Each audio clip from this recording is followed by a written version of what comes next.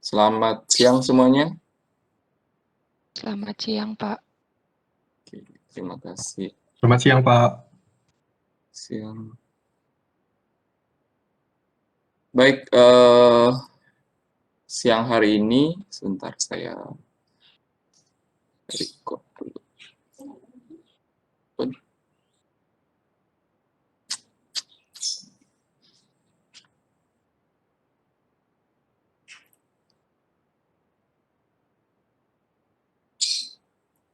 Siang hari ini kita akan melanjutkan perkuliahan kita, yaitu sediaan semi-solid, sediaan farmasetika, sediaan semi-solid, di mana kemarin kita sudah belajar mengenai sediaan pasta, kemudian kita akan masuk ke sediaan krim, kemudian, kemarin kita sudah belajar tentang salep ya.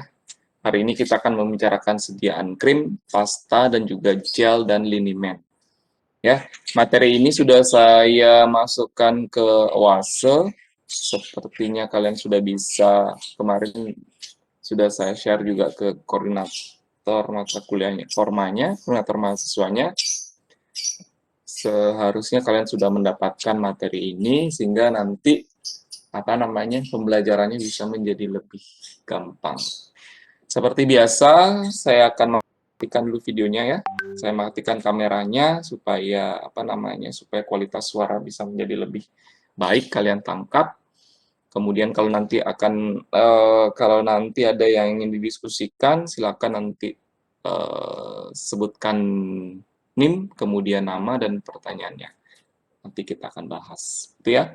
Kita mulai saja perkuliahan kita hari ini. Oke, kita masuk ke sediaan yang kedua, yaitu sediaan krim.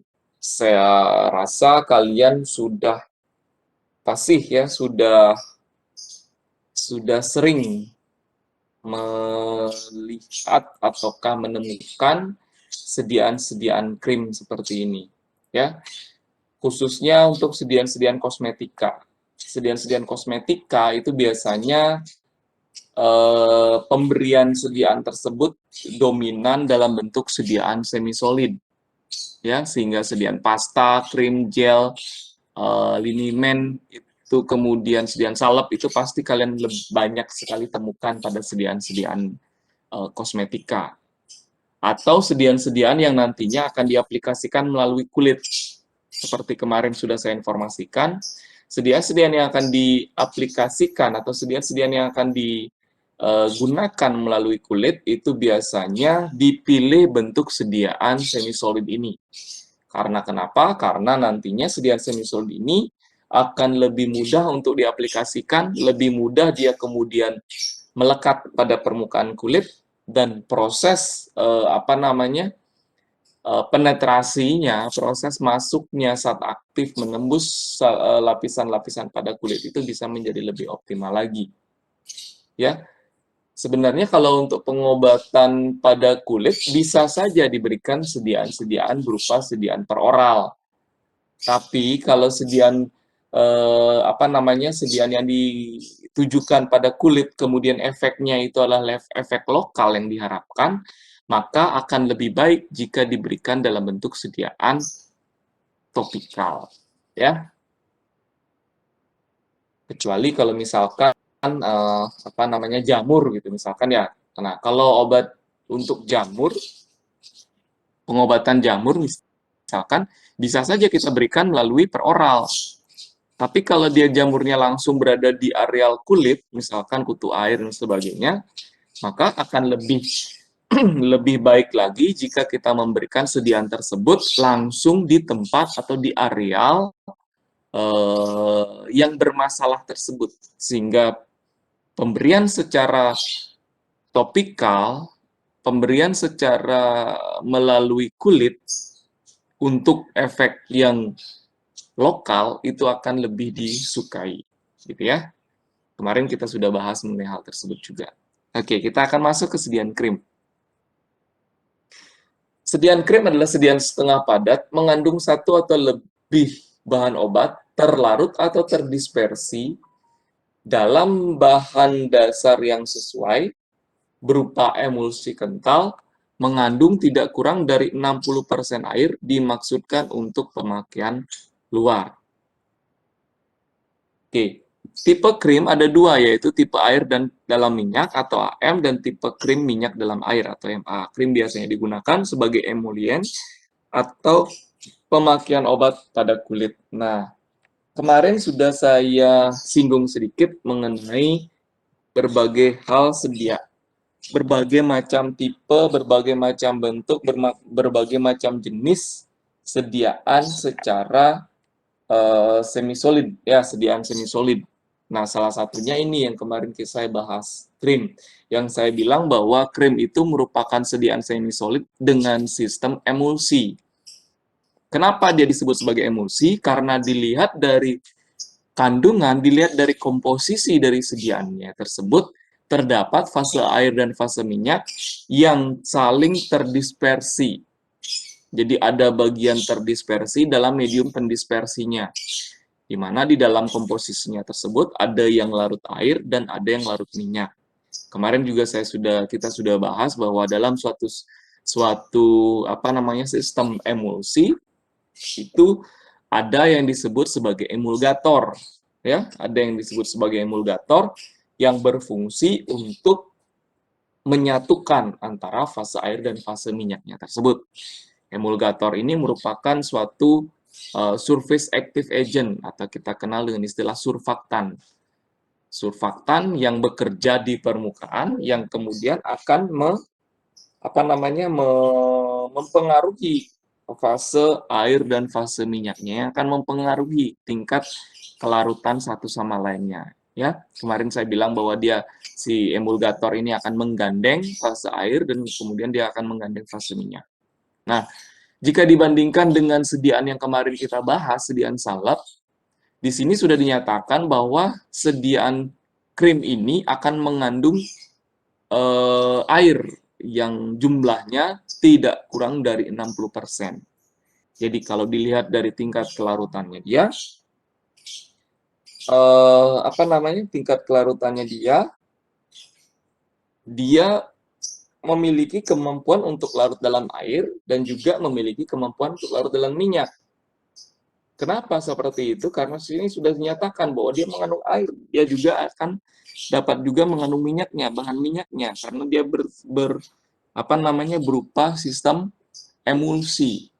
Sehingga di sini kalau dibandingkan dengan bentuk sediaan salep kemarin, sediaan krim ini lebih mudah untuk tercucikan. Ya, lebih mudah untuk tercucikan dan lebih mudah untuk menyerap ataukah lebih mudah untuk melarut dalam fase airnya karena dia ada dua fase. Nah, ini yang kemudian harus kalian pahami.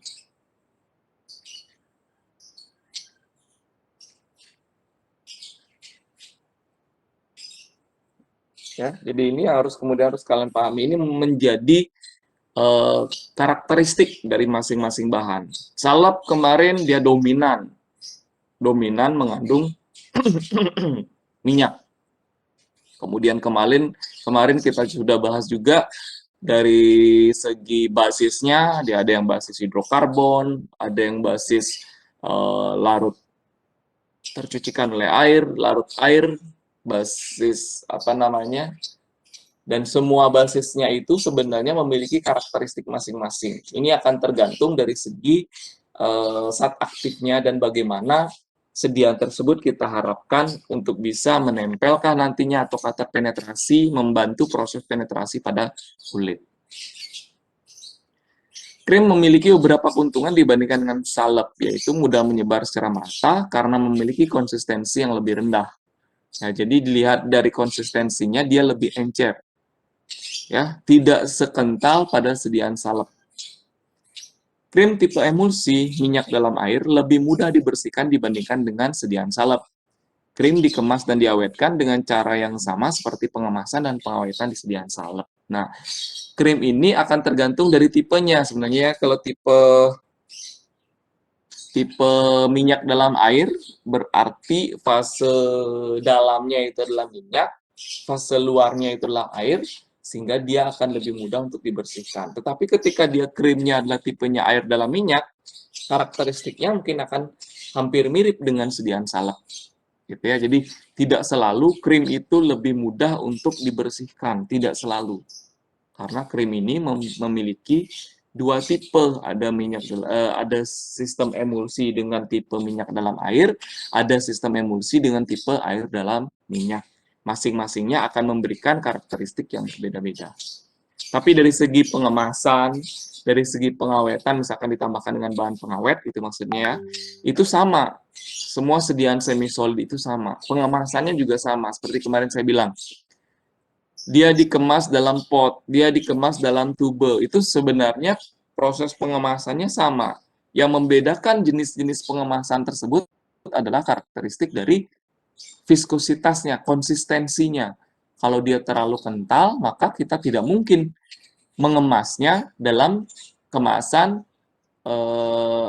tube salep. Tidak mungkin tube kita gunakan. Tetapi kalau dia konsistensinya itu encer, maka bentuk tube itu akan lebih mudah dalam proses pemberian pemakaian dibandingkan dengan kemasan berupa pot, gitu ya. Di situ yang kemudian harus diperhatikan. Tapi jenis-jenis pengemasannya itu sama, ya. Kemudian mekanisme pengawetan juga sama. Sorry. Oke, selanjutnya. Nah, ini yang ketiga, setelah krim kita membahas mengenai pasta. Ya, pasta kalau dilihat dari saudara-saudaranya yang sama-sama sediaan semi-solid, pasta ini sebenarnya dia yang paling kaku. Ya, dia yang paling keras. Kemarin kita sudah bahas. Pasta itu mengandung partikel padatan. Tetapi partikel padatan ini masih terdistribusi dengan ukuran partikel yang masih homogen. Artinya ukuran partikelnya tidak terlalu besar-besar semuanya, tidak. Kemudian adanya partikel padatan ini sebenarnya dia berfungsi sebagai absorben juga, penyerap. Makanya sediaan pasta ini banyak juga diaplikasikan untuk penyerap nanah, misalkan seperti itu. Kita masuk ke definisi. Pasta merupakan sediaan semi padat atau semi solid yang mengandung satu atau lebih bahan obat yang ditujukan untuk pemakaian topikal. Ya, secara umum persentase bahan padat lebih besar dibandingkan dengan salep, sehingga pasta lebih kental dan lebih kaku jika dibandingkan dengan salep. Ya. Nah, dari tiga sediaan yang sudah kita bahas, jika dilihat dari konsistensinya, dilihat dari definisinya, kita tahu bahwa sediaan pasta akan lebih keras atau lebih kaku atau konsistensinya lebih kental dibandingkan dengan sediaan salep dan sediaan krim. Ya, jadi kalau kita urutkan dari yang kental ke yang encer, akan bisa tersusun sebagai berikut, yaitu yang pertama adalah pasta, kemudian masuk setelah pasta itu yang tingkat kekentalannya lebih rendah dari pasta itu adalah salep, di bawah dari salep itu adalah krim. Seperti itu ya, kalau kita mengamati atau kita membandingkan sediaan semi-solid berdasarkan viskositasnya. Kenapa pasta itu menjadi lebih viskus, lebih kental? Karena ini, dia masih banyak mengandung partikel padatan. Sifat pasta keras dan absorptif, maka setelah pemakaian akan meninggalkan bekas atau kotoran di tempat aplikasi. Nah, karena dia bersifat menyerap air, ya, absorptif, menyerap, ya, memiliki kemampuan untuk penyerapan, bukan hanya menyerap air, ya. Jadi dia memiliki kemampuan untuk menyerap, kemudian dia bersifat keras, maka setelah pemakaian, maka akan meninggalkan bekas. Nah, ini biasanya menjadi nilai minus dari pemakaian sediaan pasta. Karena ketika diaplikasikan, dia akan membekas pada kulit. Jadi, kalau menggunakan sediaan pasta di areal muka, misalkan seperti itu, maka orang itu akan menjadi risih. Menjadi risih, karena kenapa? Tidak nyaman dia. Karena kenapa? Karena masih tertinggal sisanya. masih ada bekas dari sediaan tersebut pada wajah. Ini yang biasanya menyebabkan kurang nyamannya pasien ketika menggunakan sediaan pasta. Pasta lebih cocok digunakan untuk luka akut yang cenderung mengeras, menggelembung, dan mengeluarkan darah. Nah, tadi saya sudah nyatakan karena dia memiliki kemampuan absorptif tadi, karena pasta itu memiliki kemampuan untuk menyerap absorptif.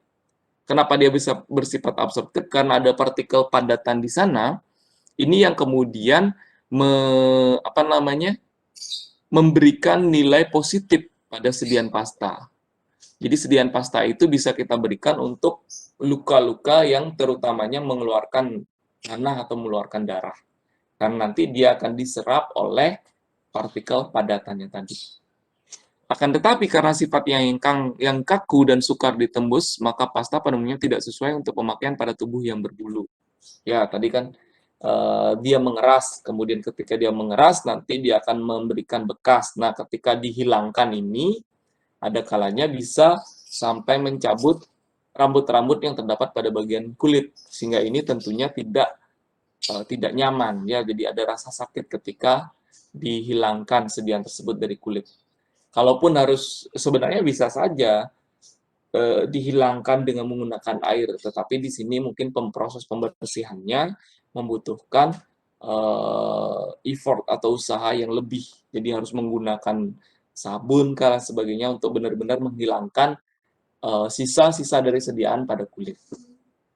Contoh pasta yang sering digunakan saat ini adalah pasta gigi triamcinolone acetonide, yaitu preparat antiinflamasi yang dipakai secara topikal pada mukosa di selaput mulut, dan juga pasta ZNO, zinc oxide. Pasta gigi triamcinolone acetonide. Pasta ini digunakan untuk pelekatan pada selaput lendir untuk memperoleh efek lokal. Jadi tujuan pemberiannya adalah untuk memberikan efek lokal. Pasta ZNO, pasta zinc oxide, merupakan sediaan yang padat, kaku, tidak meleleh pada suhu tubuh. Pasta ini dibuat dengan cara menggerus, kemudian mencampur ZNO dan amilum masing-masing 25% dengan vaselin putih. Pasta ini mampu mengabsorpsi uap air lebih banyak dibandingkan dengan salep ZNO dan digunakan sebagai astringan dan juga pelindung. Kemarin pada saat praktikum, pada saat diskusi praktikum farmasetika kan ada resep tentang pasta zinc ya, pasta ZNO. Ini kemarin juga sudah dibahas bagaimana cara kerjanya dan hanya dilakukan proses pencampuran ya. Yang perlu diperhatikan di sini kan ZNO itu mudah menggumpal sehingga pada saat sebelum penimbangan dilakukan proses pengayakan. Kan itu permasalahannya untuk pembuatan pasta ZNO zinc ini. Kemudian ada amilum dan vaselin. Ini kemudian dicampur. Setelah dicampur akan menghasilkan sediaan yang viskositasnya keras gitu ya. Yang harus diperhatikan pada saat filling atau pengisian adalah pada saat memindahkan sediaan tersebut dari mortir menuju ke pot salep. Ya, menuju ke wadah potnya. Nah, pada saat dia dimasukkan ke dalam wadah potnya, harus benar-benar diperhatikan bagaimana memindahkan sediaan tersebut. Supaya ketika dia masuk ke dalam wadah potnya tersebut, benar-benar bersih. Mungkin kemarin belum dibahas. Sebentar, saya ambil contoh ya.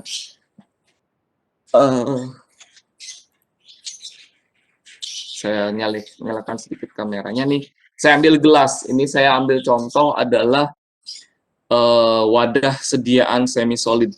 Ya kan kalau kita membeli pot itu kan terbuat dari plastik yang transparan kan kelihatan. Nah, pasta zinc yang dihasilkan karena kita membuat sediaan yang kental, ini dia tidak akan mampu mengalir dengan mudah masuk ke dalam wadah gelas ini. Berbeda dengan sediaan cair. Kalau sediaan cair kalian tuangkan, dia pasti akan sudah menempel atau sudah akan tertuang berpindah ke bagian bawah. Tetapi kalau dia sediaan pasta, sediaan semi solid, sediaan pasta atau sediaan semi solid akan lebih susah, ya. Jadi kalian ambil sudip, ini misalkan sudip kan kalian sudah ambil dari apa namanya, dari mortir, kemudian dimasukkan ke dalam wadah pot saladnya. Kalau pertama ambil sudip diambil, kemudian dimasukkan ke sini, dibuat seperti ini, dimasukkan. Nah, kalau kalian mengisinya seperti ini, yang terjadi pasti sediaan tersebut berada di bagian atas, tidak mau di bagian bawah. Apakah itu yang baik? Tidak. Itu contoh proses pengisian yang tidak baik. Apa yang kemudian harus dilakukan? Gunakan 2 sudip, ya. Jadi jadi gunakan 2 sudip. Jadi kayak orang bikin bakso seperti itu, ya. Jadi dia akan menggumpal di bagian tengah. Jadi kalian lakukan seperti ini sudipnya. Nah, seperti ini dia akan nanti membentuk gumpalan di tengah. Setelah dia terbentuk gumpalan di tengah, baru kemudian dimasukkan, ditotol-totolkan, dimasukkan. Usahakan dia sampai masuk di bagian bawah, di bagian dasar dari wadah, bukan di bagian pinggir. Ya, langsung begitu seterusnya sampai semua bahan itu terpindahkan menuju ke wadah. Nah, biasanya kan ada aja yang kerjanya tidak rapi sehingga masih ada yang menempel di bagian pinggir. Misalkan ini pastanya sudah masuk semuanya di bagian sini, tapi di bagian pinggir-pinggirnya di sini masih ada yang belepotan tersisa di bagian pinggir dalam, ya. Apa yang harus dilakukan? Ini kemudian dikeruk. Dikeruk seperti ini adalah sudip kalian. Keruk seperti ini. Nah, dia kan memadat di bagian bawah. Nah, sisanya tadi yang ada di sudip ini dilakukan hal yang sama. Dibersihkan seperti itu, dibuat membentuk gulungan dia, baru kemudian dimasukkan lagi ke ke bawah. Kenapa harus melakukan seperti itu? Karena kalau kalian misalkan datang ke apotik, kalian menerima sediaan semi solid, kemudian jembret, kalau istilah Jawanya itu jembret, ya. Jadi apa namanya, belepotan kemana-mana. Apakah kalian suka menerima sediaan seperti itu? Tentunya tidak suka, kan gitu ya? Jawabannya pasti tidak suka. Karena nanti akan di benak pasien akan muncul, ini kenapa dia kotor-kotor seperti ini ya? Atau jangan-jangan sediaan saya yang harusnya dapat 50 gram diambil sama apotekernya, makanya hasilnya ada kotor-kotor di pinggir seperti ini, kotor-kotor di pinggiran dalam dari wadahnya seperti ini. Nah, itu kan kita tidak harapkan si pasien itu memiliki asumsi-asumsi negatif seperti itu. Makanya proses pengisian, proses pengemasan itu merupakan hal yang utama, karena itu kaitannya nanti tentang akseptabilitas, kenyamanan pasien untuk menerima sediaan. Ya, oke.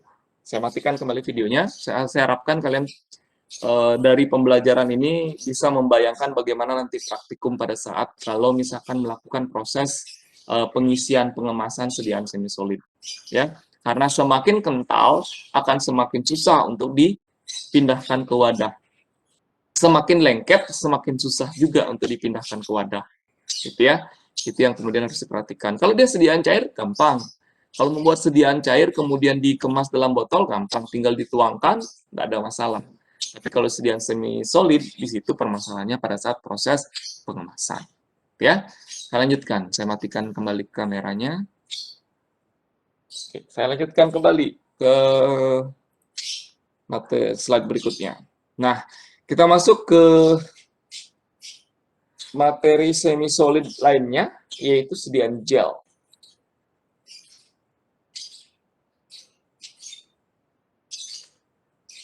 Sediaan gel. Gel merupakan sistem semi padat terdiri dari suspensi yang dibuat dari partikel anorganik yang kecil atau molekul organik yang besar terpenetrasi oleh suatu cairan. Nah, kemarin kan ketika saya tanya apa sediaan gel, definisinya seperti ini. Nah, kalau melihat definisi seperti ini, tentunya kalian masih bingung apa sih yang dimaksud dengan sediaan gel tersebut. Ya, jadi sederhananya sediaan gel itu adalah sediaan semi padat di yang mana ada suatu bahan yang tersuspensi, artinya ada bahan yang tidak terlarut secara sempurna, sehingga dia akan membentuk suspensi. Namun, suspensi yang dihasilkan di sini tidak seperti pada suspensi pada sediaan cair. di mana pada suspensi sediaan cair tersebut ada bagian yang mengendap. Kalau pada sediaan gel ini tidak boleh ada yang mengendap, sehingga semuanya harus dalam kondisi yang terdispersi.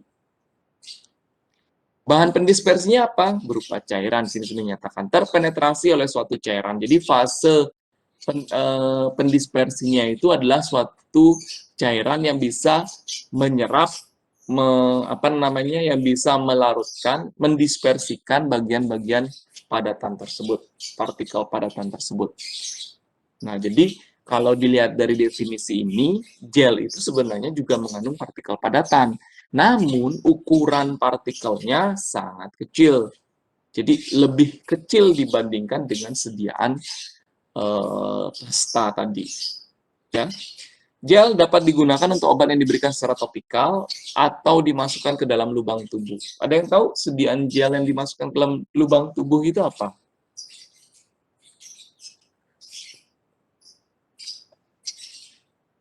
Ada yang tahu tidak? Mikrola, Pak, mungkin. Iya, siapa nih? Komar siapa? Absen 4 Wahyuni. Oh, Wahyuni. Ya. Mikrolak itu sediaan apa? Itu kan mikrolak itu produk.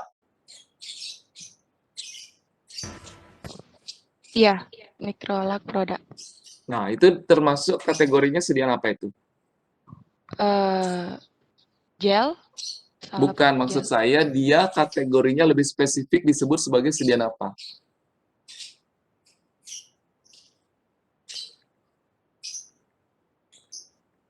Suppositoria mungkin, Pak? Iya, suppositoria cair namanya apa?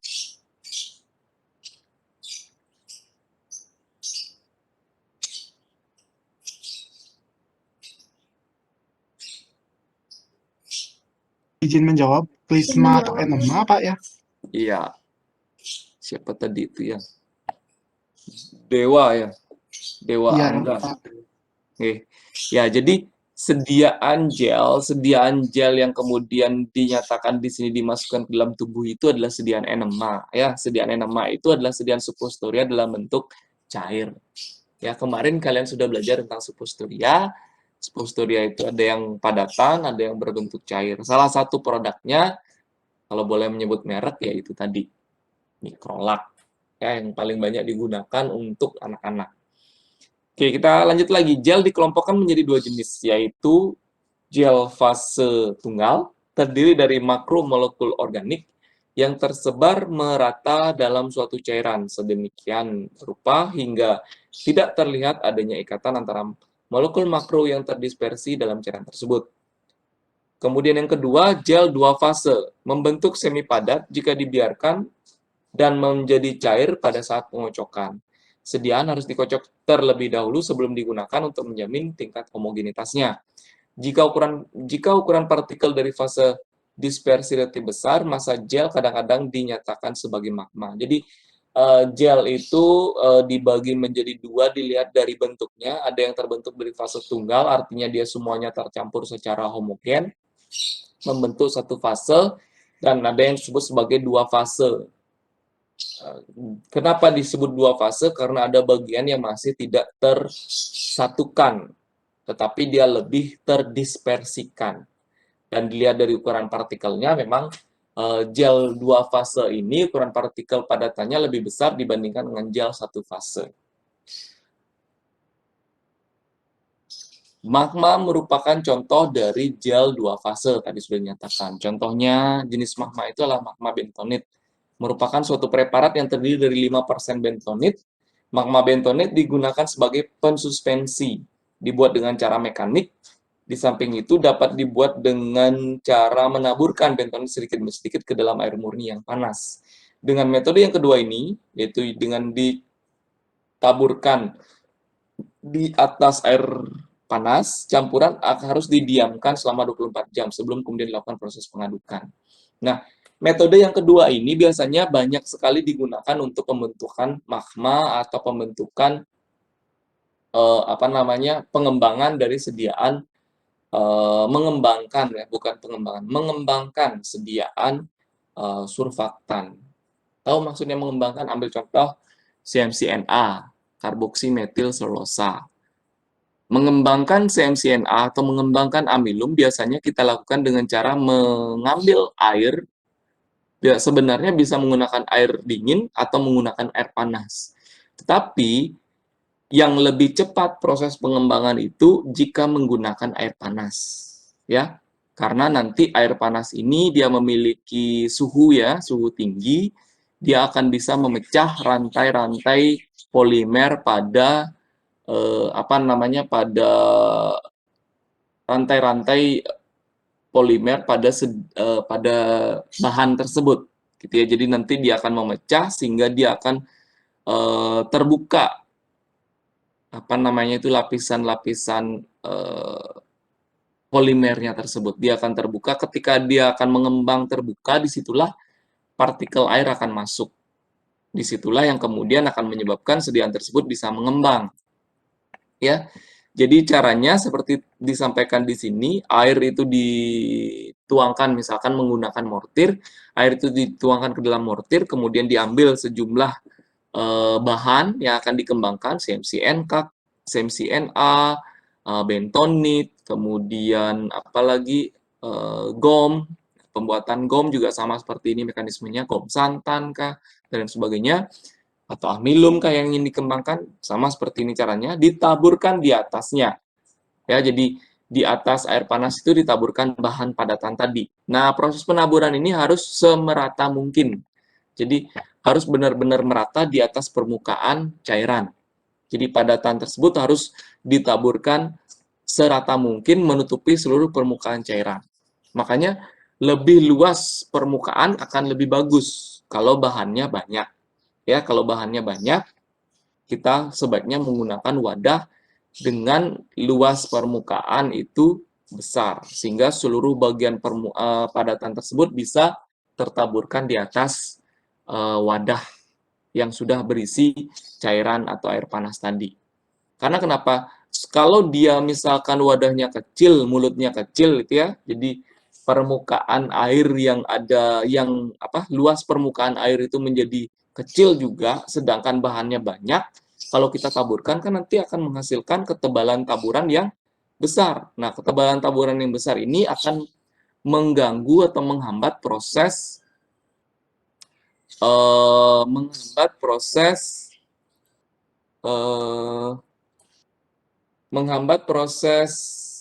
pengembangan. Karena kenapa? Karena dia tidak seluruh bagiannya terkontak dengan air, ya. Nah, kalau dia tidak semua bagian itu kontak dengan air, disitulah menyebabkan susahnya sediaan tersebut untuk mengembang. Makanya sedapat mungkin kita gunakan wadah dengan luas mulut atau luas permukaan nantinya ketika dituangkan dengan air, luas permukaannya besar. Tapi kalau dia bahannya sedikit, bagian padatannya sedikit, nah itu tidak menjadi masalah, gitu ya. Ini kemudian dituangkan, kemudian ditaburkan, setelah itu didiamkan. Kalau menggunakan air dingin bisa sampai 24 jam, bisa sampai lebih dari 24 jam. Tapi kalau menggunakan air panas, 24 jam itu sudah cukup. Setelah itu baru kemudian dilakukan proses pengadukan. Begitu caranya proses pembentukan gel dengan metode penaburan di atas air panas. Gitu ya. Kalau yang dimaksud dengan cara mekanik seperti apa? Jadi kalau cara mekanik itu caranya sederhana. Jadi air kemudian dimasukkan ke dalam wadah, kemudian dimasukkan bahannya, setelah itu dilakukan proses pencampuran. Biasanya di sini digunakan high mixer. Jadi pengocokan dengan energi yang cukup tinggi.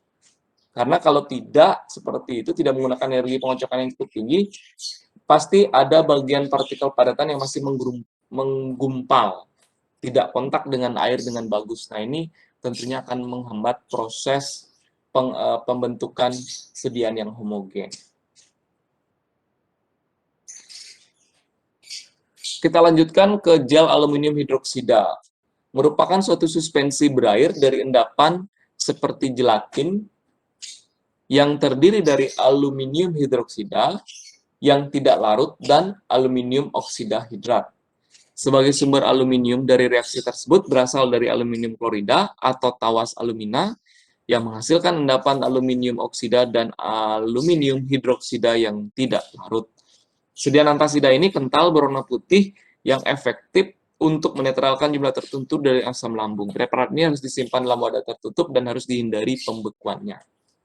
Gel aluminium hidroksida ya, jadi sediaan untuk ya, untuk menurunkan kadar asam pada lambung. Sediaan antasida. Nah, satu lagi linimen. Linimen berasal kata liner yang berarti gosokkan. Sebentar, ini ada yang... Oke.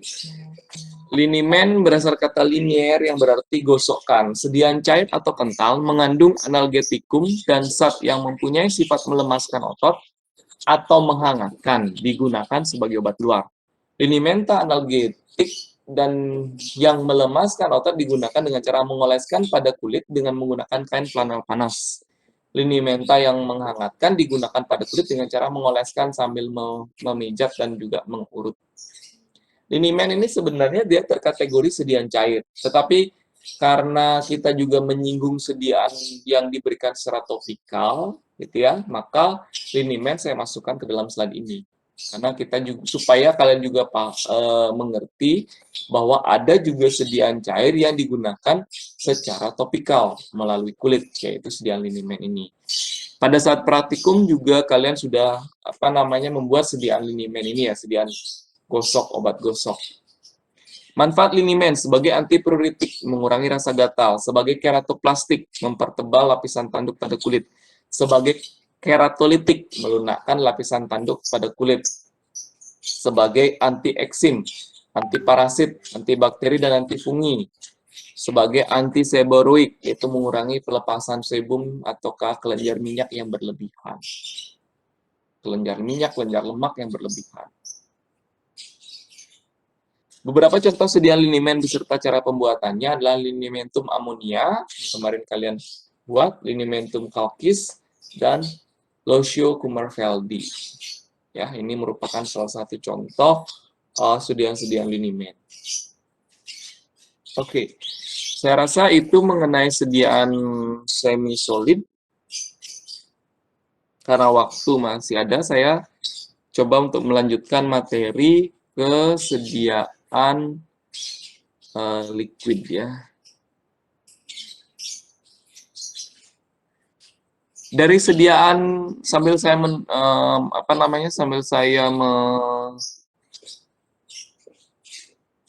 menunggu share konten untuk sediaan cair, kira-kira ada yang ditanyakan? Mohon izin bertanya, Pak. Ya, silakan. Terima kasih atas kesempatannya. Saya Amida Farhani, NIM 2. Karena praktikumnya online, ya Pak. Karena praktikumnya online, Pak, saya ingin tahu biasanya tuh pada saat praktikum kegagalan apa saja sih Pak yang sering dialami mengenai praktikum sediaan baik di krim, salep, dan gel Pak. Dan bagaimana cara penanganannya atau hal yang dihindari agar tidak terjadi kegagalan tersebut Pak.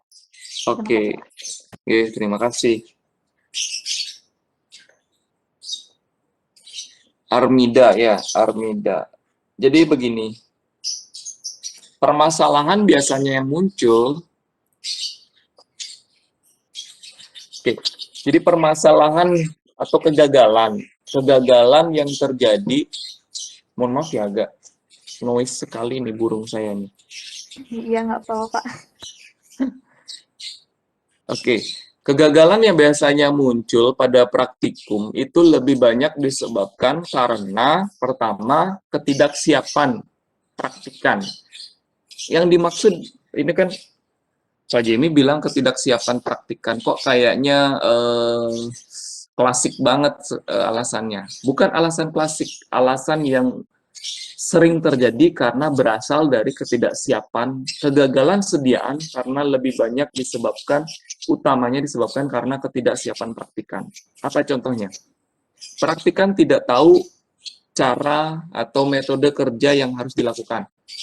Seperti tadi, pada saat seperti kemarin membahas mengenai linimen amonia, ya.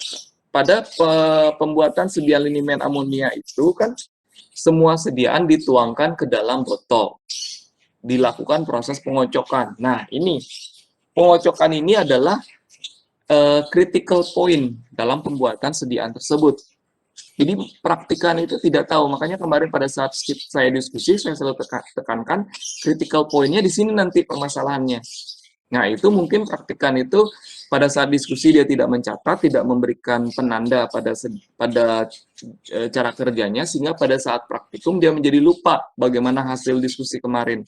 Sehingga dia ketika dituangkan sudah benar, mengerjakan amonia di lemari asam sudah benar, sediaan itu diukur dengan menggunakan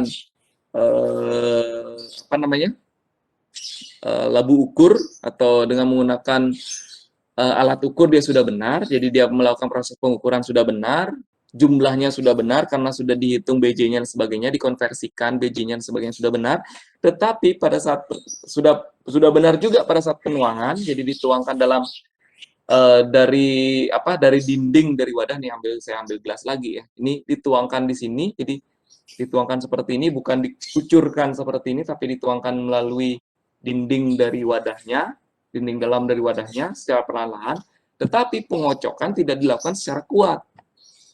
Nah, pengocokan yang dilakukan tidak secara kuat tidak akan mencampur bahan-bahan tersebut yang terdapat di dalamnya. Kan kemarin dalam linimen amonia itu kan mengandung amonia, apalagi ada minyak. Ya, saya lupa amonia, minyak, dan apa. Ini kan semuanya tidak saling tersatukan begitu saja.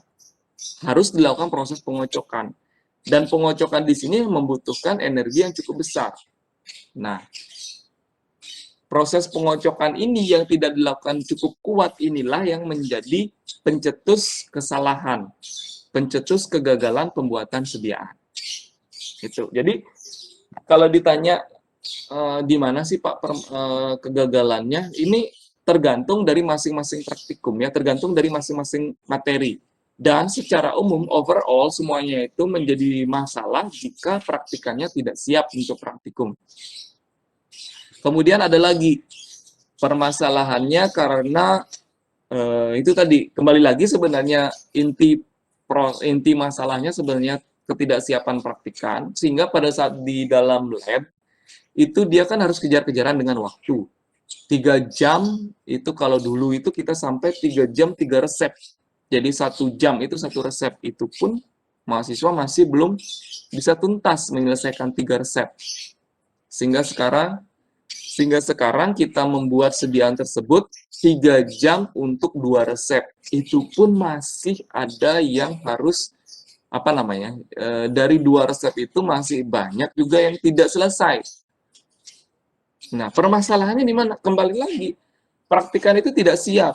Seperti kemarin saya bilang, dia tidak membaca detail apa yang harus dilakukan. Dia hanya kemarin sudah diskusi, ya sudahlah, sudah beres, berarti saya sudah bisa. Dia tidak lagi membaca sebelum praktikum, itu tidak lagi membaca apa yang dilakukan. Pada akhirnya menggunakanlah di sana misalkan gelas arloji. Gelas arlojinya belum ditara. Ya, belum ditara, belum ada bahan penaranya. Itu menara lagi. Nah, ini kan membutuhkan waktu yang cukup lama. Makanya kemarin saya bilang, saya selalu kalau praktikum jam 2, jam 1, saya selalu meminta praktikan silakan 12.30 silakan masuk. Silakan siap-siap. Tapi yang boleh siap-siap itu adalah siap-siap untuk menyiapkan bahan sebagainya, bukan siap-siap untuk mengambil bahan praktikum, menimbang, tidak menyiapkan alat-alatnya. Malahan kemarin saya selalu bilang, pada saat 2 praktikum di awal yang mengajarkan tentang bagaimana caranya menghitung dosis di pertemuan pertama dan pertemuan kedua, dan juga tentang pertemuan tentang pengenalan alat, pada saat itu sebenarnya harus dilakukan proses kalibrasi terhadap bahan atau menara terhadap alat gelas, sehingga pada saat praktikum sudah siap. Kan alatnya kalian punya satu meja, satu alat. Jadinya alat itu tidak akan dibawa kemana-mana. Artinya di sana kalau kalian sudah di awal melakukan penaraan terhadap gelas arloji kan tetap itu. Besok dilakukan menimbang dengan gelas arloji, penaranya tetap sama, tidak akan berubah. Kecuali kalau ini gelas arlojinya dipinjam sama teman lainnya, kemudian dibalikkan oleh teman kalian dengan gelas arloji yang berbeda, bobotnya bisa berbeda. Tapi kalau sudah sama, alatnya tetap itu saja digunakan selama 1 semester, kan tidak mungkin akan ada perubahan.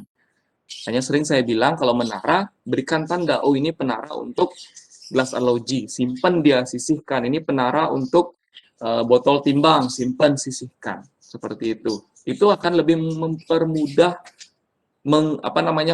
bisa menghemat waktu. Sehingga 1 jam untuk, kalau sekarang 2 resep, 1,5 jam untuk 1 resep itu bisa diselesaikan dengan cepat. Bisa diselesaikan dengan benar. Jadi kalau ditanya misalkan, apa kira-kira menjadi permasalahan, itu biasanya tiap-tiap resep akan ada titik kritis yang berbeda-beda.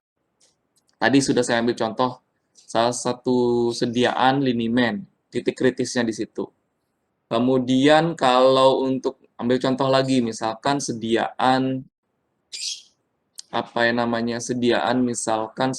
padatan, bedak tabur, berarti permasalahan di sana, titik kritisnya di sana adalah pada saat pengayakan. Karena kenapa? Karena ada juga orang mengayak itu susah, nggak bisa ngayak, ya. Jadi sediaannya sudah jadi, kemudian diayak, ini kan karena dia mengandung mengandung lemak, maka harus diayak kembali sediaannya. Kan ada yang seperti itu dinyatakan dalam peraturan pembuatan sediaan, ya, dalam buku Aniska dan sebagainya. Diayak lagi dia karena mengandung lemak, diayak lagi. Nah, pada saat proses pengayakan sediaan ini yang biasanya tidak terampil, sehingga banyak yang tercecer, kemudian banyak yang tersisa, malahan banyak tersisa dalam ayakan, sehingga bobot akhirnya menjadi sangat jauh. Itu menjadi permasalahan juga, kegagalan juga dalam formulasi sediaan, dalam pembuatan sediaan. Misalkan kalau sediaannya adalah sediaan puyer, titik kritisnya di sana adalah, salah satu contoh titik kritisnya di situ adalah melipat puyernya ini, ya, membungkus puyer. Nah, proses kalau hanya belajar sekali pada saat di awal membungkus puyer, kemudian setelah itu tidak pernah diasah lagi skillnya, itu bisa menjadi permasalahan juga. Jadi kalau ditanya apa permasalahannya, itu setiap materi, setiap resep akan punya titik kritis, akan punya permasalahan berbeda-beda. Tetapi utamanya adalah kesiapan dari praktikan. Saya selalu bilang, kalau kalian tidak siap, silakan pulang saja. Daripada di dalam, kemudian bekerja, tapi buang-buang bahan. Karena kalau kalian nanti sudah mindset kalian seperti itu, jadi ya sudahlah, pokoknya yang penting lewat aja praktikum hari ini. Kalau selalu termindset di benak kalian seperti itu akan nanti ke bawah sampai kerja.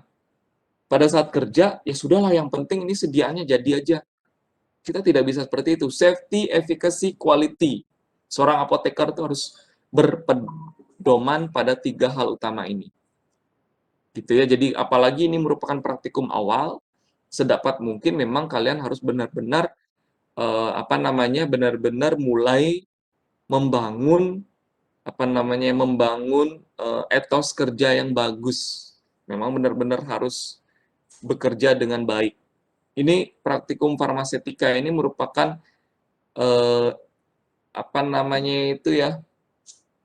percontohan dari kegiatan kalian di apotek. Makanya ini sangat penting. Kalau sekarang kalian harus online seperti ini, ya kami harapkan, karena kami tidak bisa kalau kami dari dosen sebenarnya sangat-sangat mengharapkan praktikum ini bisa berjalan. Tetapi karena kondisi yang tidak memungkinkan, ya kami kemudian akhirnya menyerahkan ke kalian bagaimana caranya kalian supaya bisa memahami, bisa mengerti, bisa merasakan. Oh, nanti seperti ini kira-kira praktikumnya. Begitu kira-kira ya. Armida, bisa dipahami? Baik Pak, bisa Pak. Mungkin bisa Oke. diceritakan tentang sediaan semi solidnya juga, Pak? Oke. Kalau sediaan semi solid lebih banyak diarahkan, misalkan sediaan semi solid itu yang ada proses peleburan seperti kemarin. Pada saat proses peleburan, kemarin juga saya bilang titik kritisnya adalah suhu. Kalau suhunya terlalu tinggi, ini bahan yang dilebur dipanaskan. Ketika dia dilebur dipanaskan berarti kan suhunya meningkat. Kemudian langsung dicampur pada bahan yang suhunya dingin atau suhu kamar. Di situ akan menimbulkan adanya gumpalan-gumpalan yang malahan menghasilkan sediaan yang tidak homogen.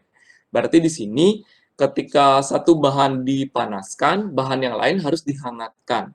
Minimal ini pada saat pencampuran dilakukan pada suhu yang sama. Itu menjadi titik kritis juga. Itu yang biasanya menjadi permasalahan pada saat sediaan-sediaan semi solid. Kemudian misalkan kalau nanti kalian sudah masuk ke formulasi teknologi sediaan non steril. Pengembangan seperti tadi mengembangkan bentonit. Kalau sekarang praktikum kan nggak ada bentonit ya, tidak menggunakan bentonit. Kalau misalkan besok pada saat formulasi akan ada pengembangan CMCNA misalkan, akan ada pengembangan bahan-bahan amilum misalkan. Nah, di situ menjadi titik kritis juga. Bagaimana caranya mengembangkan, membentuk magma, membentuk bentonit. Itu menjadi titik kritis juga. Kalau sediaan semi solidnya. Ya, kalau sediaan semi solid biasanya kan cukup dengan peleburan kemudian dicampurkan sampai dilakukan proses pengadukan hingga dingin. Itu peraturan SARAP nomor 4. Jika dilakukan proses pemanasan, maka kemudian dilakukan proses pencampuran disertai dengan pengadukan sampai suhu turun atau sampai dia menjadi dingin atau mengikuti suhu kamar. Setelah sampai suhu kamar, dia akan memadat kembali. Sebentar ya, saya ada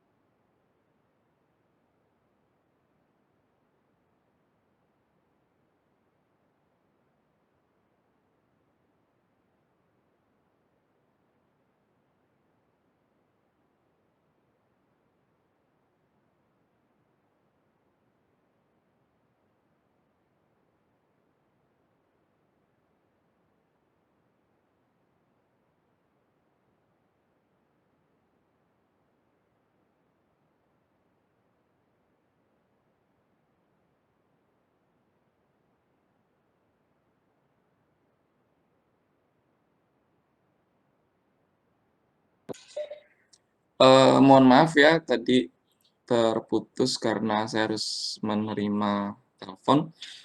Saya lanjutkan ya, kalau memang kalau misalkan bisa selesai sekarang ya saya selesaikan, kalau tidak kita lanjutkan ke pertemuan berikutnya. Saya akan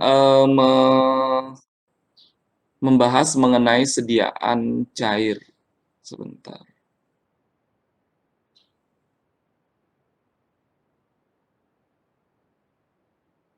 Oke.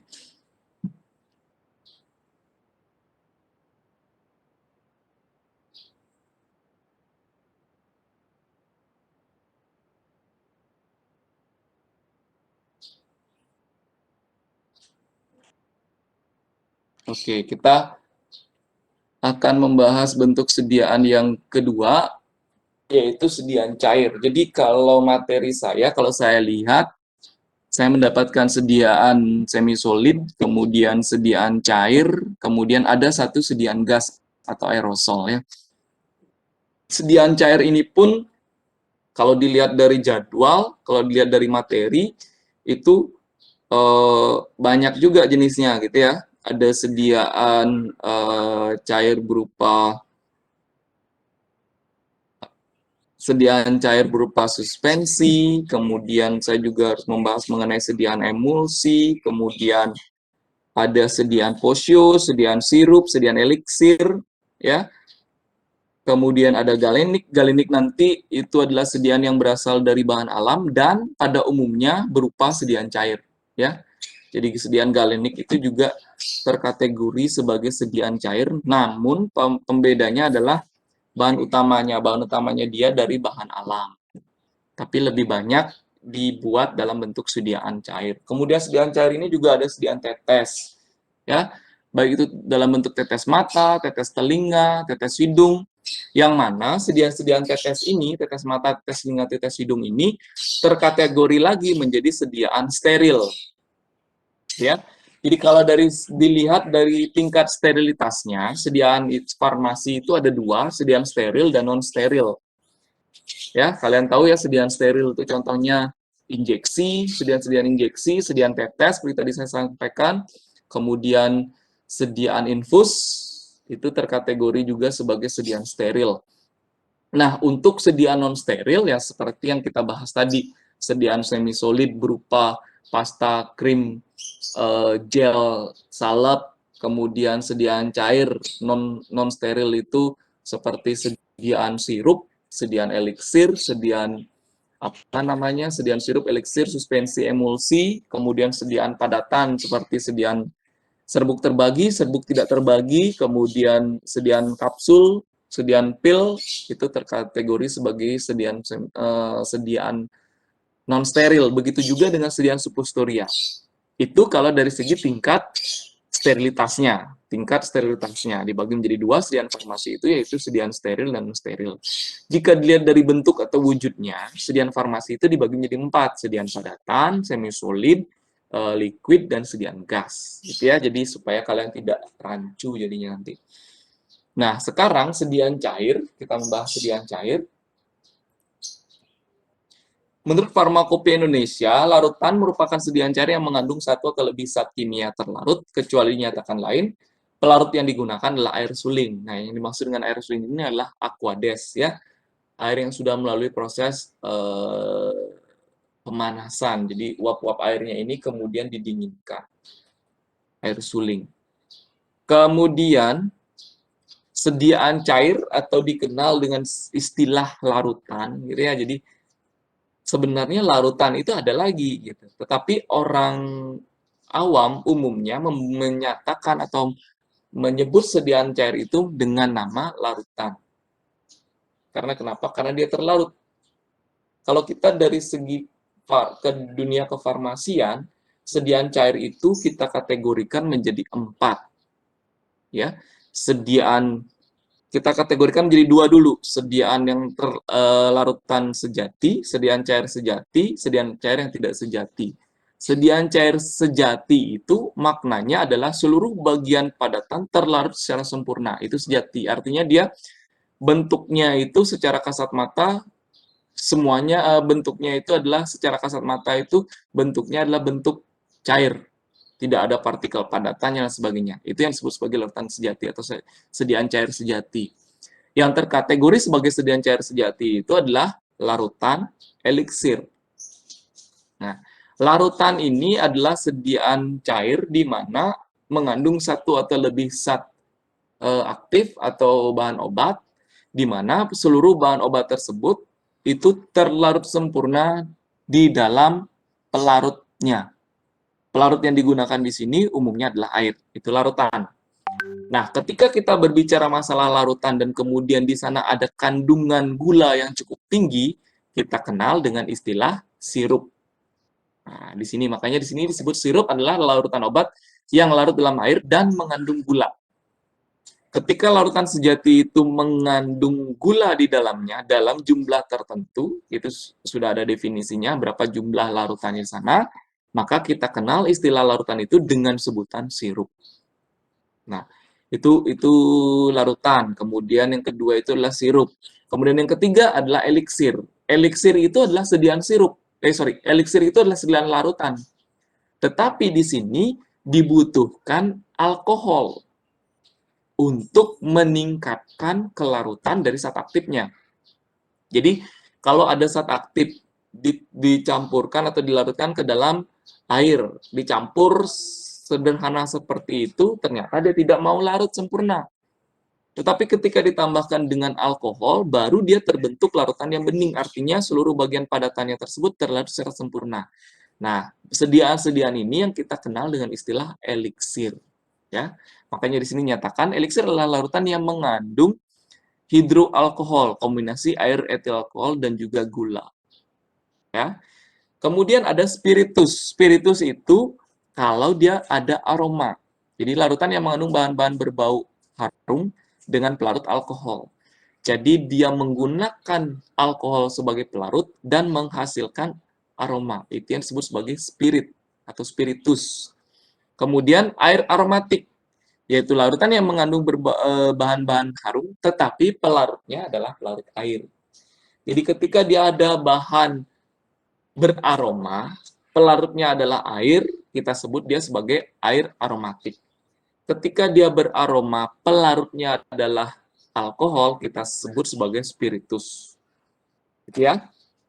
Nah, kembali lagi ke sediaan cair sejati tadi. Maka sediaan cair sejati itu bisa kita kategorikan sebagai larutan, kemudian ada juga yang disebut sebagai sirup, ada juga yang disebut sebagai eliksir. Ya, itu larutan sejati. Kemudian larutan yang tidak sejati atau sediaan cair yang tidak sejati itu ada dua jenis. Yang dimaksud dengan tidak sejati adalah dia sudah tercampur tetapi tidak terlarut sempurna, masih ada bagian yang tidak terlarutkan atau kita kenal dengan istilah terdispersi. Contoh dari larutan cair yang tidak sejati ini adalah suspensi dan emulsi.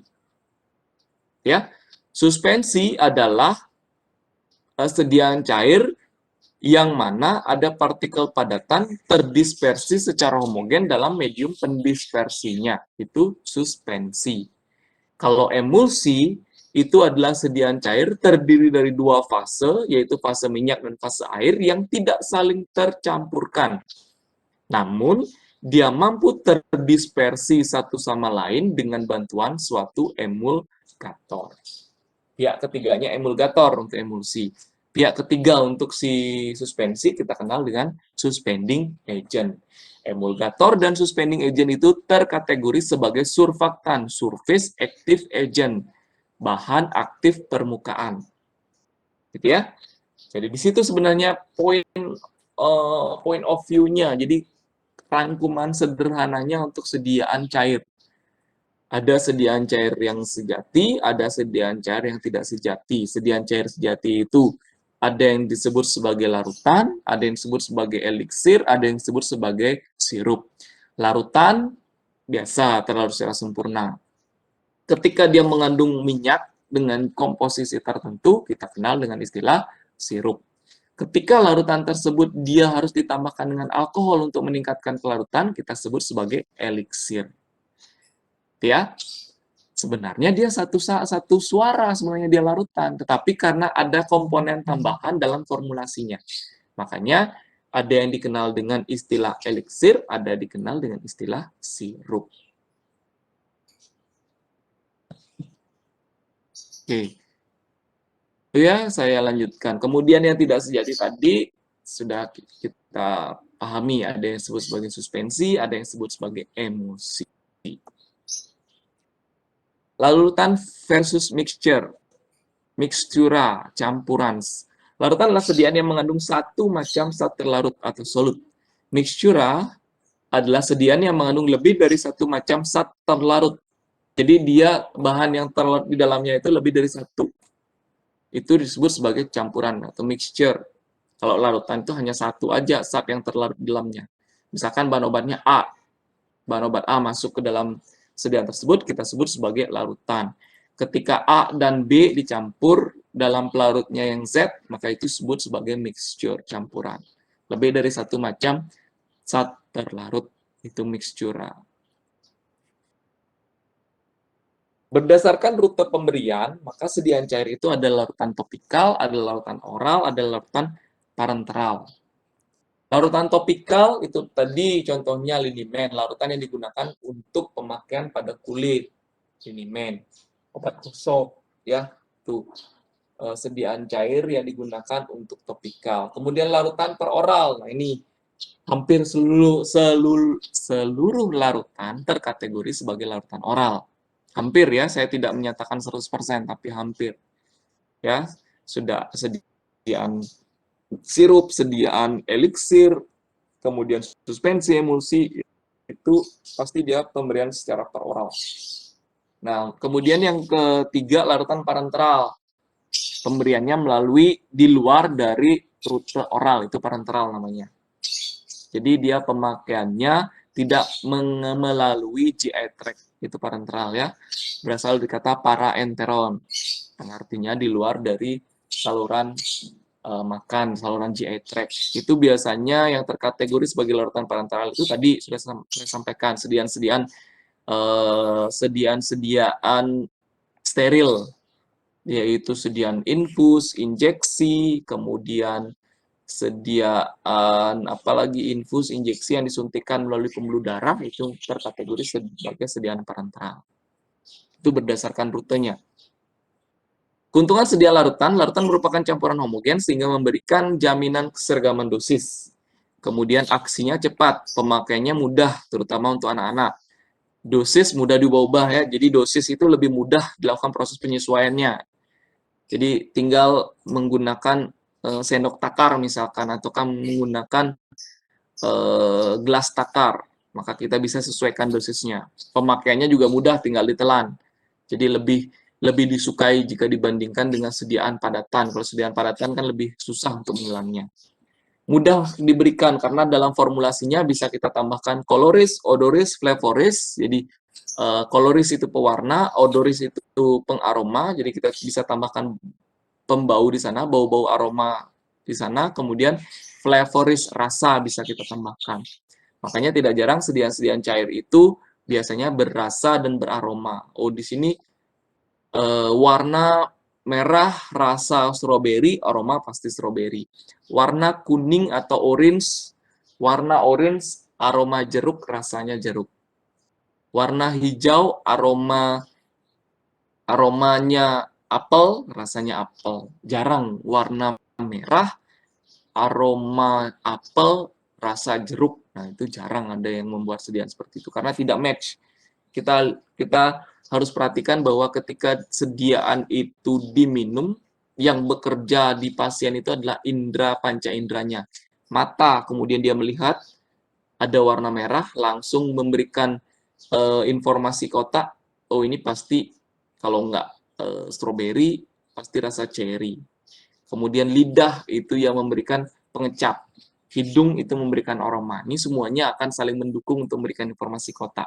Kalau berbeda-beda seperti tadi, warna merah, aroma jeruk, rasa warna merah, aroma apel, rasa jeruk, ini di otaknya itu menjadi buyar gitu ya. Jadi pasien itu menjadi bingung. Kemudian dia akan tidak mau lagi mengkonsumsi obat karena merasa ada sesuatu yang aneh dengan sediaan ini. Nah, ini akan menurunkan akseptabilitas. Pemberian koloris, odoris, flavoris ini sebenarnya juga untuk meningkatkan akseptabilitas. Akseptabilitas itu maksudnya kenyamanan pasien untuk memakai sediaan.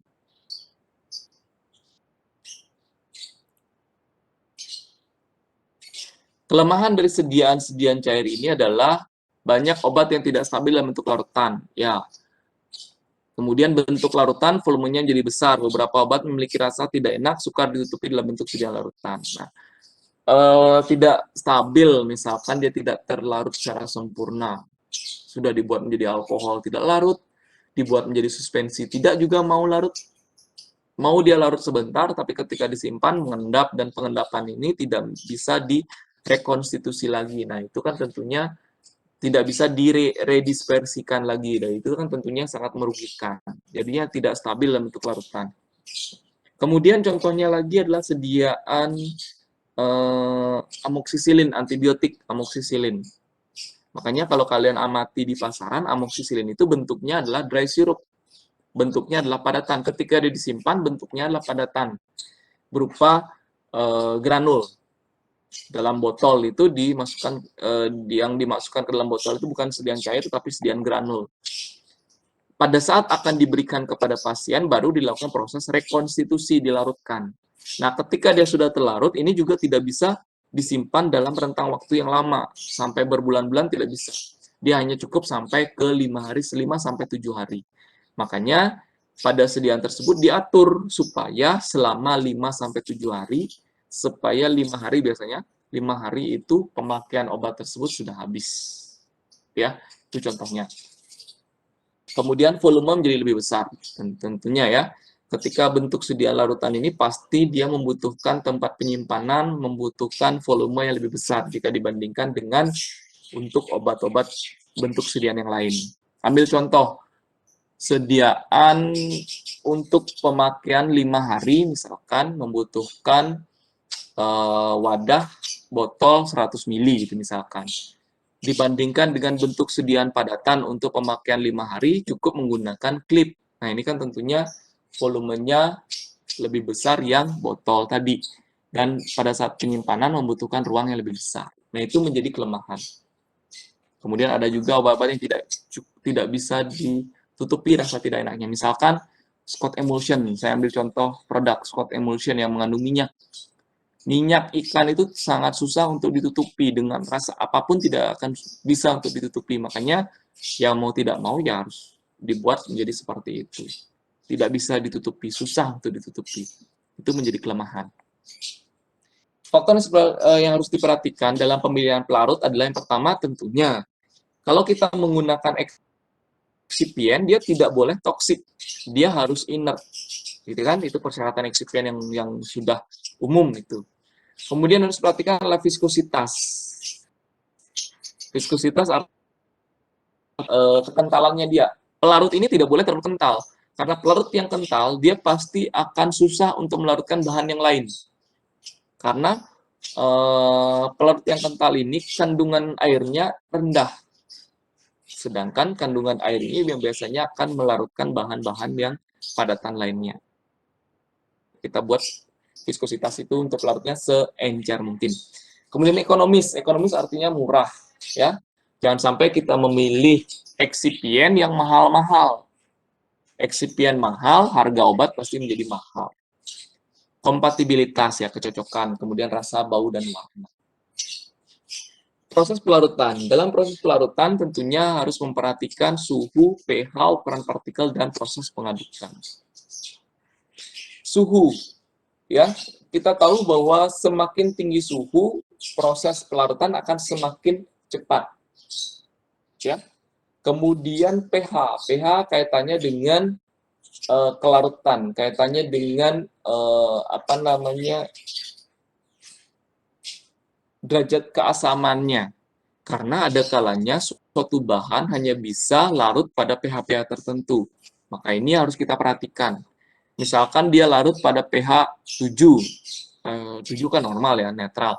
Dia larut pada pH misalkan 4 sampai 5. Kemudian pelarut yang kita gunakan pH-nya 7, air, pH air. Nah, tentunya bahan tersebut tidak akan mampu terlarut. Nah, ini yang kemudian harus kita perhatikan. Ukuran partikel. Semakin kecil ukuran partikel, semakin besar luas permukaan.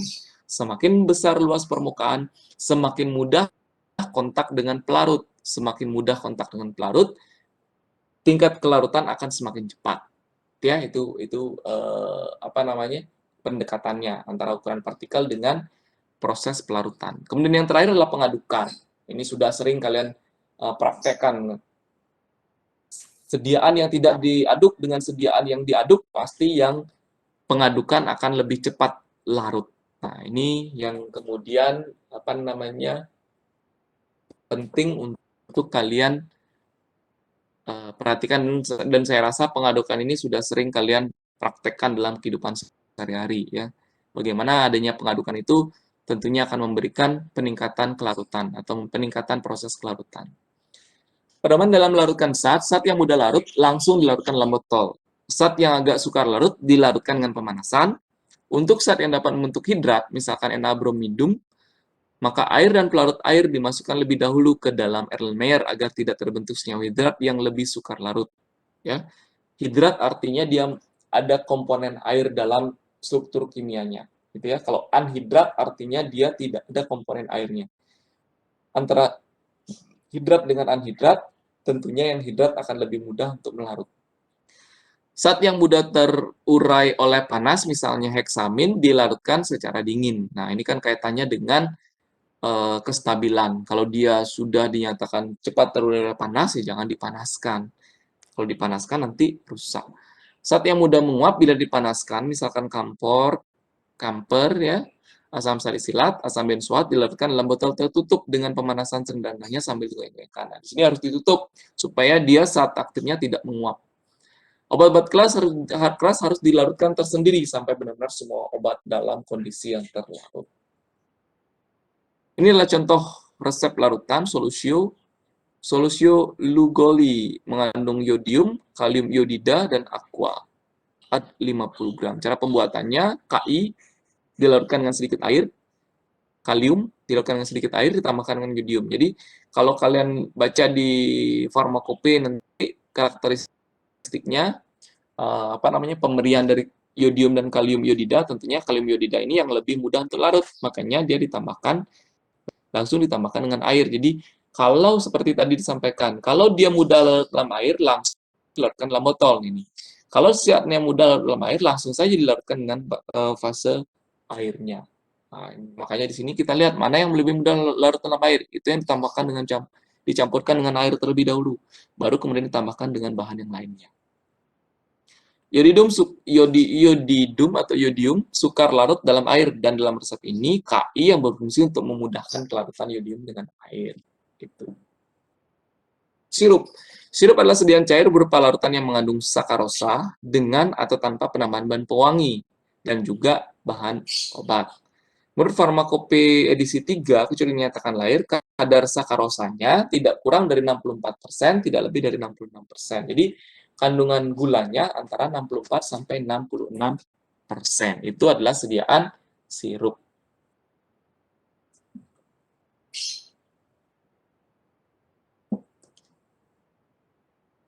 Saya sebentar ya, ada telepon sebentar ya.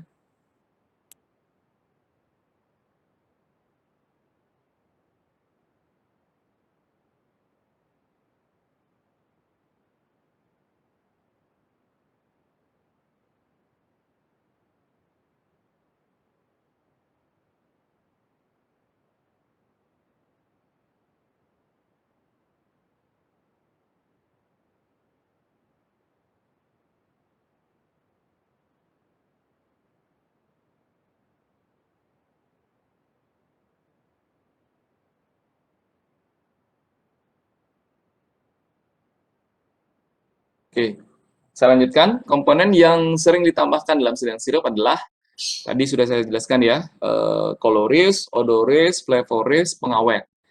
Nah, yang saya bahas di sini adalah pengawet. Pengawet itu penting untuk ditambahkan, karena kenapa di sini kita menggunakan pelarut air.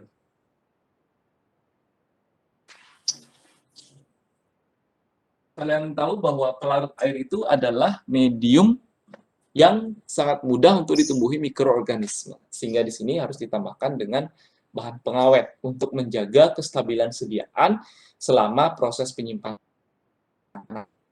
Pengawet ini sebenarnya berfungsi, benar-benar berfungsi ketika kemasan tersebut dibuka, segel tersebut dirusak. Ya, ketika sediaan botol misalkan tutupnya itu sudah mulai dibuka, di situ sebenarnya dia sudah mulai kontak dengan lingkungan luar. Nah, ketika dia kontak dengan lingkungan luar inilah, zat pengawet itu kemudian mulai berfungsi. Preservatif pengawet. Alkohol mempunyai aktivitas sebagai preservatif pada kadar 15-20%. Pengawet yang biasa digunakan dalam sediaan sirup adalah asam benzoat 0,1-0,2%, natrium benzoat 0,1-0,2%, dan campuran metil propil butil paraben dengan kadar total 0,1%. Metil paraben itu yang biasanya pengawet yang digunakan untuk sirup karena dia dominan mengandung air. Tetapi ketika kita berbicara masalah emulsi, karena di sana ada fase air dan fase minyak, biasanya kita kombinasikan pengawetnya. Pengawet yang bekerja pada fase air dan pengawet yang bekerja pada fase minyak. Itu biasanya kita tambahkan metil paraben dan propil paraben. Itu yang biasanya kita gunakan sebagai bahan pengawet. 4 macam cara pembuatan sirup: melarutkan bahan-bahan dengan bantuan pemanasan, melarutkan bahan-bahan dengan pengadukan tanpa bantuan pemanasan, penambahan sukrosa pada cairan obat yang dibuat, dengan yang keempat dengan perkolasi dari sumber bahan-bahan obat. Jadi di sini yang pertama cara sederhana melarutkan. Jadi kita larutkan proses pengadukan disertai dengan pemanasan. Yang kedua, proses pengadukan tanpa pemanasan. Jadi artinya tidak menggunakan air panas, tidak menggunakan pengerjaan di atas water bath, dan seterusnya. Itu yang kedua. Yang ketiga, sukrosanya, zat cairnya ini, sukrosanya ini ditambahkan pada bahan obatnya. Jadi sukrosanya ini yang kemudian dicampurkan dengan bahan obatnya, baru kemudian ditambahkan dengan bahan-bahan yang lainnya. Kemudian yang keempat adalah metode perkolasi. Ya. Kemudian yang selanjutnya setelah sirup adalah eliksir. Tadi sudah saya jelaskan bahwa eliksir itu sediaan cair yang mengandung alkohol. Tujuan penggunaan alkohol di sini adalah untuk meningkatkan kelarutan. Kelarutannya siapa? Kelarutan dari bahan aktifnya.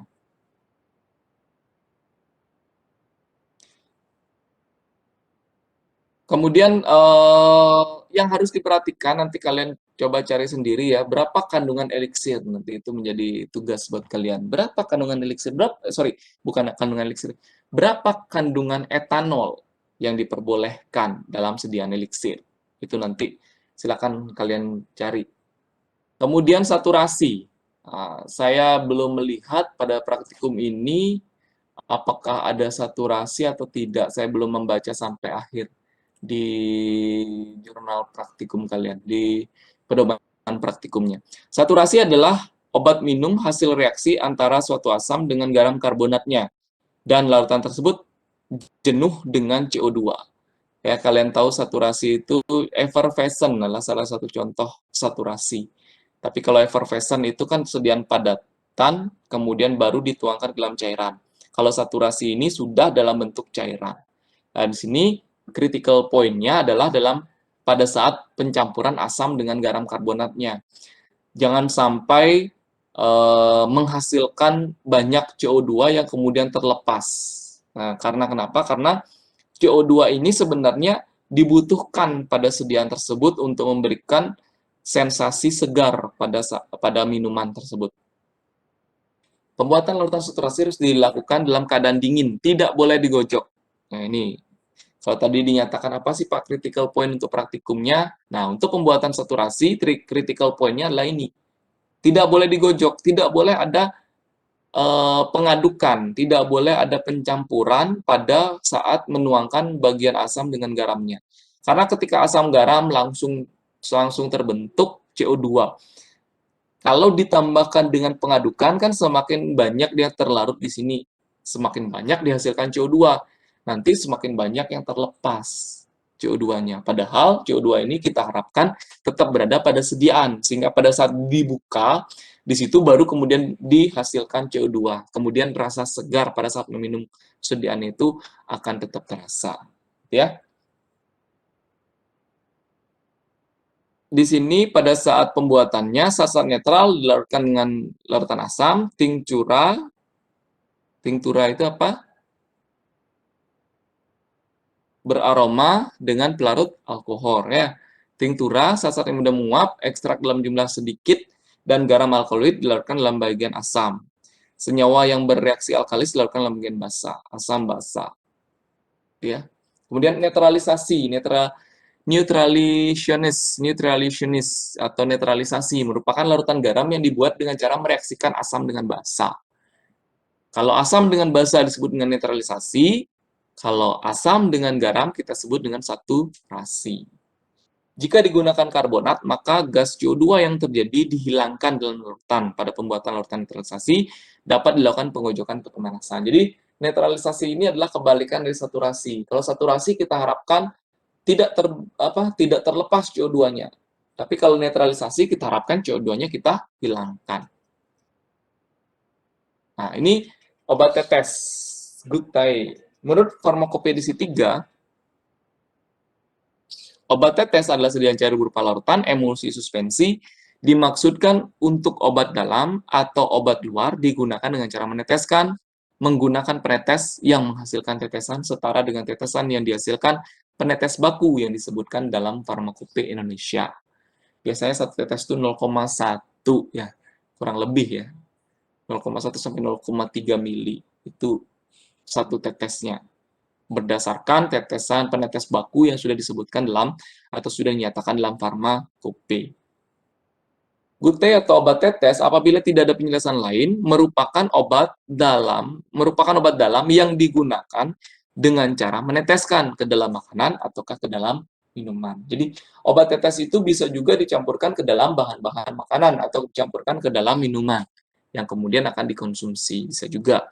Obat tetes ini juga bisa juga langsung diteteskan melalui mulut kah atau diteteskan misalkan di tempat pengaplikasian sediaannya. Saya lanjutkan lagi.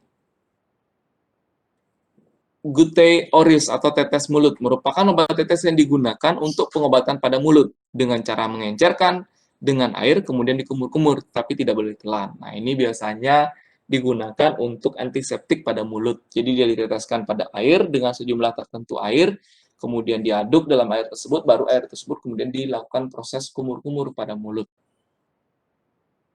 Kemudian Gutai auricularis atau tetes telinga dalam Farmakopedia disebut sebagai larutan otik atau otis.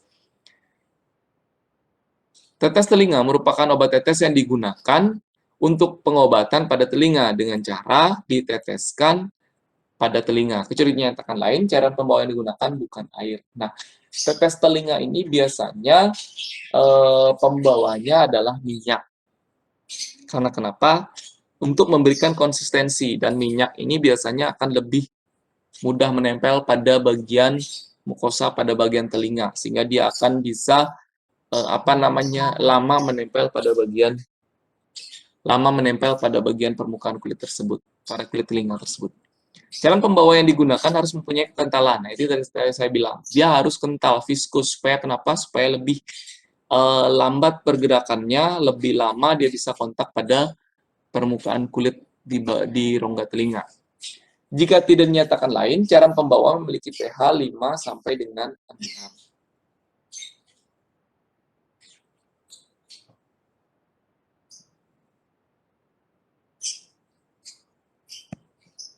Kemudian tetes hidung, Gutai nasales, merupakan sediaan obat tetes yang digunakan untuk pengobatan pada hidung dengan cara meneteskan ke dalam hidung. Sediaan tetes hidung dapat pula mengandung zat pensuspensi seperti sorbitan, polisorbat dengan kadar tidak lebih dari 0,01%. Juga bisa ditambahkan dapar dan bahan pengawet.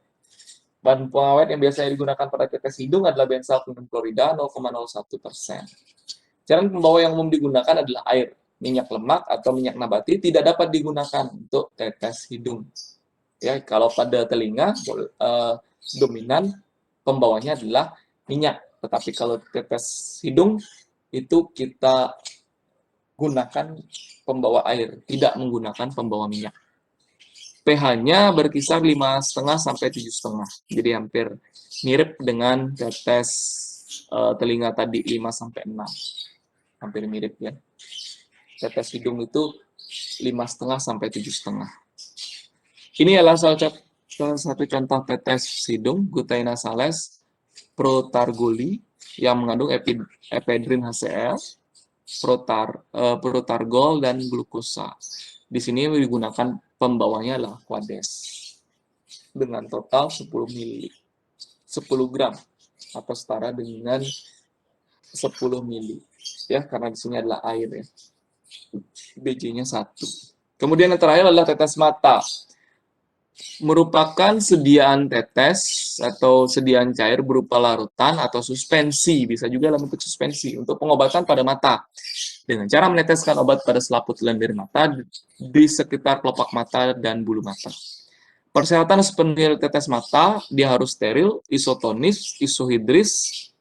Isotonis itu artinya tekanan osmosis pada sediaan harus sama dengan tekanan osmosis pada mata. Isohidris itu artinya pH pada sediaan harus sama dengan pH pada mata atau cairan mata. Berupa cairan jernih, bebas partikel asing, serat-serat, dan benang. Volume maksimal 15 mili. Nah, di sini tadi sediaan tetes mata itu juga bisa dalam bentuk sediaan suspensi. Sedangkan kalian tahu bahwa sediaan suspensi itu ada partikel padatannya. Ya kan? Sediaan suspensi itu pasti ada partikel padatannya karena dia tidak terlarut secara sempurna, ada bagian yang terdispersi. Nah, untuk sediaan tetes mata, kita kondisikan partikel padatannya itu harus sekecil mungkin, sehingga tidak akan mengiritasi mata. Makanya di sini bebas partikel asing. Artinya partikel asing itu adalah partikel-partikel di luar dari zat aktif, dan partikel ini sudah kita kondisikan supaya ukuran partikelnya sangat kecil, ukuran mikro sampai ukuran nano, itu misalkan, sehingga tidak memberikan rasa kesat pada saat pemakaian, tidak memberikan rasa perih pada saat pemakaian, dan tidak mengiritasi mata. Volume maksimalnya adalah 15 mili. Kecuali dinyatakan lain, sediaan tetes dapat dibuat dengan cara antara lain. Obat dilarutkan dalam campuran antara cairan pembawa dan pengawet, disaring, kemudian dimasukkan ke dalam wadah, dan disterilkan dengan cara sterilisasi A, yaitu menggunakan autoklav pada suhu 115 sampai 116 derajat Celcius selama 30 menit.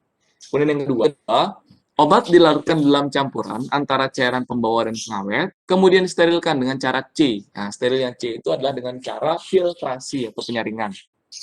Jadi dia tidak disterilisasi dengan menggunakan autoklav, tetapi proses sterilisasinya itu dengan menggunakan penyaringan. Sterilisasi dengan penyaring melalui penyaring bakteri steril, kemudian dimasukkan ke dalam wadah secara aseptik dan ditutup rapat. Nah, ini adalah langkah-langkah yang dilakukan untuk memastikan sediaan tersebut tetap steril. Karena di awal sudah dinyatakan bahwa untuk sediaan tetes mata adalah sediaan yang steril. Gitu ya. Maka dalam proses pembuatannya harus kita kendalikan supaya kondisinya tetap steril. Caranya gimana? Autoklav ataukah dengan cara penyaringan. Lebih lanjut mengenai sediaan ini bisa nanti kalian pelajari pada saat formulasi teknologi sediaan steril. Atau kalian ingin lebih paham lagi, silakan bisa baca-baca buku tentang formulasi teknologi sediaan steril. Ya. Karena kalau sediaan tetes tidak diracik di apotek, makanya sediaan tetes itu tidak dimasukkan ke dalam jurnal ataukah tidak dimasukkan ke dalam praktikum farmaseutika. Kemudian yang terakhir, obat dilarutkan ke dalam campuran antara cairan pembawa dan pengawet, disaring, kemudian dimasukkan ke dalam wadah, ditutup rapat dan disterilkan dengan cara sterilisasi B, yaitu disterilkan pada suhu 98 sampai 100 derajat Celcius selama 30 menit. Jika volume sediaan yang akan disterilkan lebih dari 30 mili, maka waktu sterilisasi harus berpanjang sampai seluruh isi tiap wadah mencapai suhu 98 sampai 100 derajat Celcius. Tapi karena kita sudah nyatakan sini untuk sediaan tetes mata, terlebih lagi sediaan tetes mata, volumenya itu tidak boleh lebih dari 15 mili, maka kita lakukan proses sterilisasi 98 sampai 100 derajat Celcius selama 30 menit. Ya. Dan ini menurut farmakopedisi 2 ada 5 teknik sterilisasi, tadi sudah saya jelaskan ya. Ini yang dimaksud dengan sterilisasi A itu adalah sterilisasi dengan autoclave pada suhu 115 sampai 116 selama 30 menit. Sterilisasi B itu pemanasan dengan bakterisida, jadi ditambahkan dengan bahan bakterisida, yaitu cairan atau bahan pembunuh bakteri. Jadi dimasukkan bahan pembunuh bakteri, kemudian dipanaskan di sana. Sterilisasi C itu yang tadi dengan cara filtrasi atau penyaringan. Sterilisasi D itu tadi yang digunakan dengan menggunakan oven. Kalau tadi pada obat tetes itu dinyatakan bahwa pemanasannya dilakukan pada suhu 98 sampai 100 derajat Celcius selama kurang lebih 30 menit, gitu ya. Nah, ini pemanasan kering yang disebut sebagai pemanasan kering dengan menggunakan oven. Kemudian sterilisasi E itu dengan teknik aseptik. Teknik aseptik itu artinya pengerjaannya harus memastikan bahwa seluruh pengerjaan itu dikerjakan untuk memastikan terbentuknya kondisi yang steril.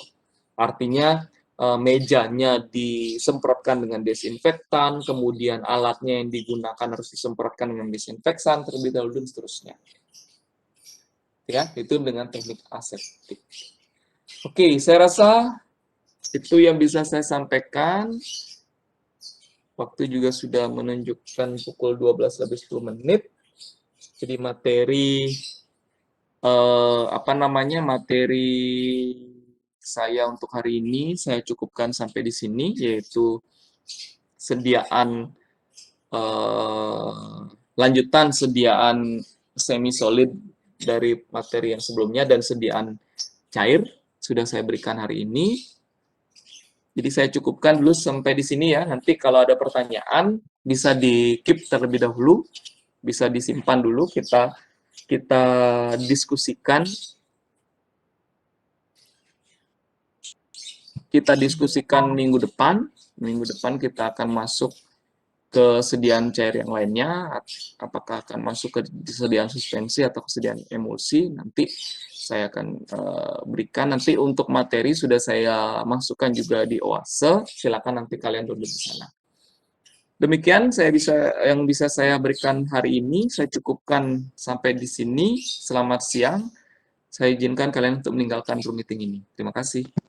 Terima kasih Pak, selamat siang. Selamat siang, Pak. Terima kasih. Terima kasih Pak, selamat siang. Terima kasih Pak, selamat siang. Terima kasih, Pak. Selamat siang. Selamat siang, Pak. Selamat siang, Pak. Terima kasih.